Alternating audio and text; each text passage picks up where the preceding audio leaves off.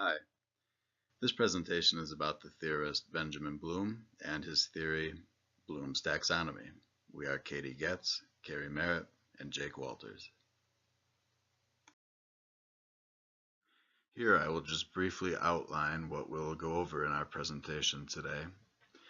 First, we'll give a biographical basis for Bloom's taxonomy. Second, we will talk about why one would focus on Bloom and his taxonomy. Third, we'll discuss criticism of Bloom's original taxonomy. Those criticisms led to what we'll talk about fourth, which is Bloom's revised taxonomy. Finally, we'll discuss Bloom's taxonomy today. First, the definition of taxonomy. It is the study of the general principles of scientific classification, and it's especially the orderly classification of plants and animals according to their presumed natural relationships. With Bloom's taxonomy, it's a little bit different. Bloom's taxonomy is the orderly classification of cognitive domains according to their functions, processes, etc. Benjamin Bloom, whom you see right here, was an American educational psychologist. He was born in 1913. He died in 1999. He earned a PhD in education from the University of Chicago, but he also had an extensive background in psychology. After earning that degree, Bloom stayed on at the University of Chicago to serve as university examiner. He developed tests to assess whether undergraduates had mastered material to receive their bachelor's degrees from the university. In 1948, Bloom and a group of colleagues with the American Psychological Association began discussions that would lead to the creation of Bloom's taxonomy. In 1959, Bloom began to shift his attention from problems in testing, measurement, and evaluation to problems in learning, human development, curriculum, instruction, and educational research. In the late 1960s, he developed what he was later to call mastery learning.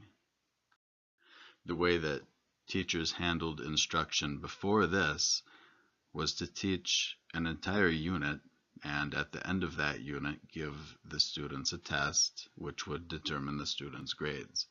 Very simple. Bloom, though, wanted to take the best parts of having a private tutor and apply those parts to education at large in the public sector.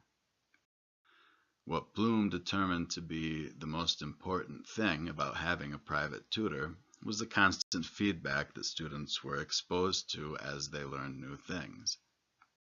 Thus, the formative assessment was born.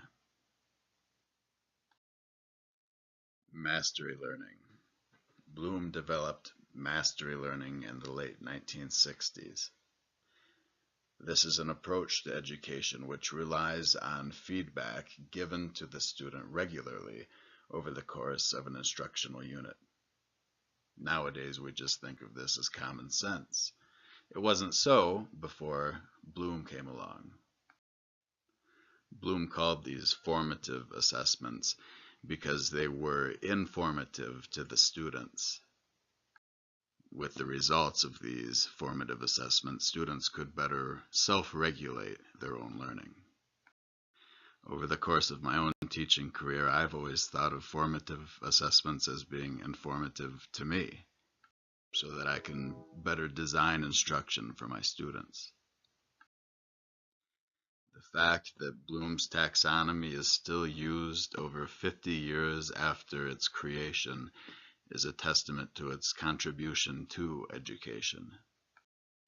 An argument could be made that nobody has had more of an effect on modern education than Bloom has. We should focus on Bloom and his taxonomy because since its very inception, the taxonomy has been considered a foundational element in the educational community. Really, our jobs as educators depend upon understanding the minds of children and students and understanding how those students learn best. The taxonomy provides valuable insights into those things. It has influenced how curricula and tests are designed for 50 years. As an educator, if you understand the taxonomy, you'll be able to understand tests and the curriculum that you are teaching that much better. You'll be able to reach your students and give them much more valuable feedback if you understand Bloom's taxonomy. In 1956, Bloom publishes Taxonomy of Educational Objectives, the Classification of Educational Goals, Handbook 1, Cognitive Domain. In it, Bloom lays out the hierarchy of learning: knowledge, comprehension, application, analysis, synthesis, and evaluation. This is now referred to as Bloom's original taxonomy. Of course, there were criticisms. One was that it oversimplified the nature of thought and its relationship to learning. Another was that evaluation is placed as last in the cognitive domain. However, evaluation is not necessarily the last step of thinking or problem solving. The hierarchical structure of the taxonomy did not hold together well from an empirical perspective. What that means is that people often start with knowledge and then skip comprehension, jump all the way to application, even to evaluation perhaps. After realizing their mistake, they might go back to comprehension, then go to analysis. The point that I'm making is that it doesn't go so neatly the way that Bloom has originally organized it. And about 50 years later, Bloom's taxonomy was revised. A group of cognitive psychologists, curriculum theorists, and instructional researchers and testing and assessment specialists published a revised version of Bloom's taxonomy in 2001. Their book is called A Taxonomy for Teaching, Learning, and Assessment. One big change was the use of verbs rather than nouns to describe the hierarchy of learning. And here you see Bloom's revised taxonomy. This triangle represents a pyramid, the bottom of which is the lowest cognitive domain, remember, to recall facts and basic concepts.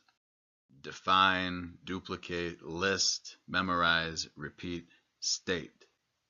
The next highest cognitive domain is understand. Explain ideas or concepts.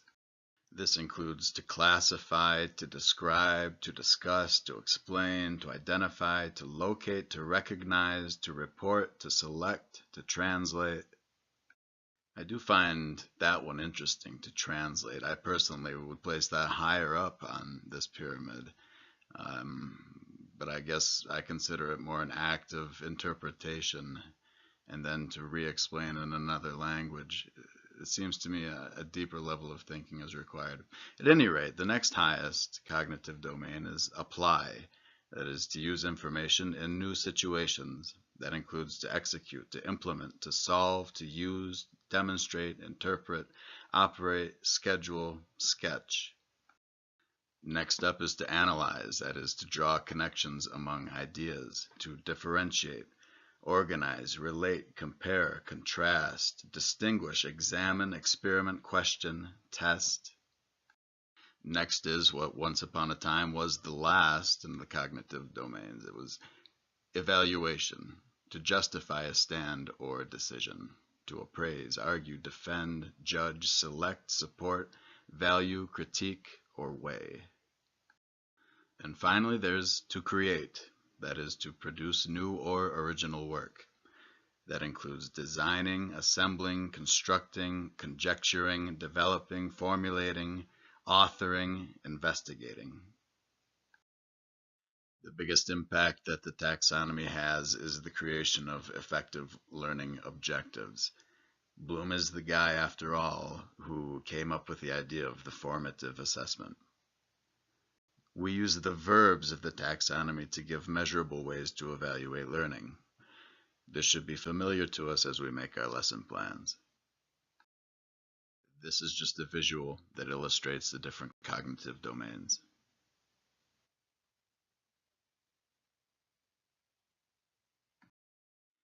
are cordially invited to any of these websites if you'd like to learn anything more. And we'd like to thank you very much for your attention.